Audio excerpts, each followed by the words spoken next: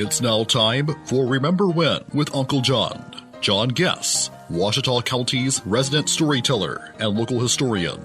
Sit back now and enjoy a walk down memory lane as John recalls the days of yesteryear in his own unique way. You never know, some of it might even be true. So here's Uncle John, along with his trusty sidekick, Kelly Blair. Back on Remember When with Uncle John. Well, here we are at the midway point of the week, and around here, these parts, that means it is Wassailing Wednesday. We got Wassailing to talk about, John. Well, today is November the 30th. Yesterday was the 29th. That makes sense. And it was 3 famous wrestlers' birthdays, but only 2 of them were born on the same day, same year. Oh, okay. Jerry Lawler and Dutch Mantel. I've heard of those guys. Now, you know, and it was also John Bradshaw Layfield's birthday. Oh, okay. But he wasn't born in 1949 like they were. Right, yeah, dude, he's a little younger. But, you know, I had no idea that Jerry and Dutch were born on the exact same day. The odd part about it is, you know, they broke in wrestling about the same time. They both were mainstays, of course, in the Memphis area. They tag teamed a lot. They wrestled each other a lot. They were both baby faces and heels at different times, and then sometimes at the same time. It's just kind of odd that 2 people that ended up in the same territory for so long born on the same day in the same year. Yeah, there you go. And I tell you, Jerry Lawler, you know, obviously in everybody's Hall of Fame for the wrestling, the King, you know, was the King of Memphis, and did we talked a week or 2 ago about the big angle with the comedian, Andy Kaufman, and you know, so but you know, a lot of people, unless you're a big wrestling fan, might not remember Dirty Dutch Mantel. He played outlaw. I think he was one of the first ones that brought a bullwhip to the ring for a while and everything. I remember him with the Kansas Jayhawks back in the NWA days. Bobby Superstation, Jaggers. Superstation TBS. But I tell you what, I thought he did a phenomenal job later when he was the manager for a tag team in WWE. But, and I'm trying to remember the name of the tag team. They were the Real Americans. He was Zeb Coulter. Zeb Coulter, the manager for the Real Americans. And he would talk about those guys sneaking across the border and trying to steal our resources here in America. An extreme patriot kind of thing, to the point where they were actually bad guys. You wanted to root for them. And people did start rooting for him. Of course, that meant they had to make the flip. And he made that tag team. They had some good workers in there, but him as the manager of that tag team made it. And you know, he was a Vietnam veteran. Got out of Vietnam and started wrestling.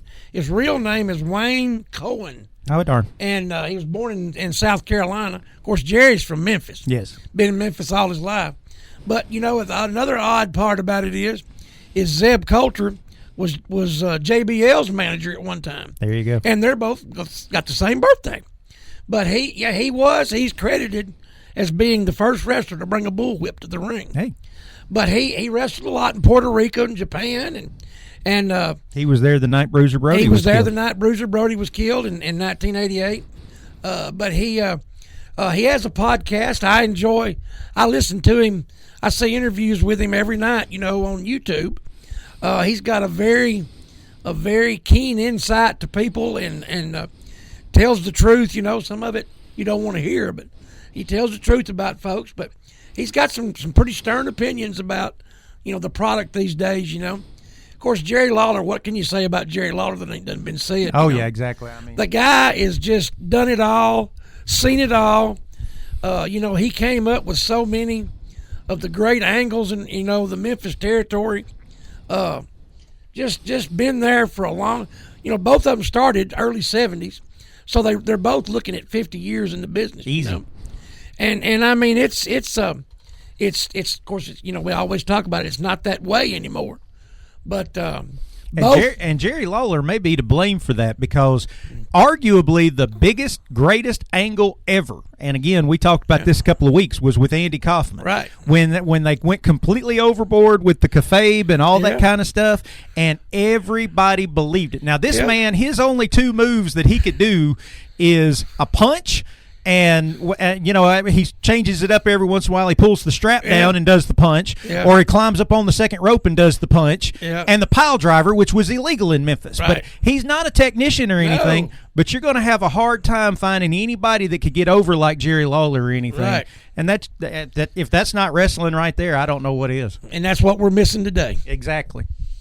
No doubt about it. Yeah, it ain't the same no more. And Dutch Mantel would be able to tell you all about it. We need to get a hold of Dutch. We'll do that. We'll see if we can get a hold of him. I bet he would love to come on Remember When with Uncle John. I bet he would, yeah. There you go. Hey, that's going to wrap up Remember When with Uncle John here for today. But we do want to thank Sherwin-Williams House Paint, ProMed Ambulance Service, The Shopper's Guide for being our wonderful sponsors. And be sure to find us on podcast, anywhere you can find podcast, especially right there on our Facebook page for Yes Radio Works. We'll see you tomorrow, John. See you tomorrow, Kelly.